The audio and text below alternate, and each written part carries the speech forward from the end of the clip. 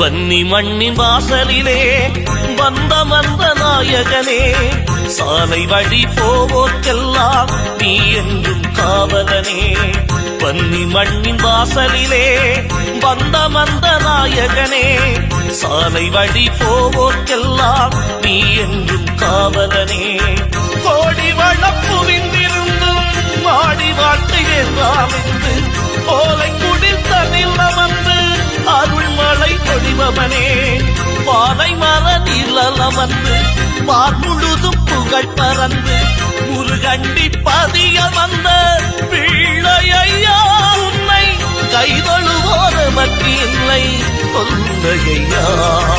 பரமசிவன் பார்வதிக்கு மட்டும் நீ பிள்ளை இல்லை, முருகண்டி பிள்ளையாரே எமக்கும் நீ பிள்ளையா. பரமசிவன் பார்வதிக்கு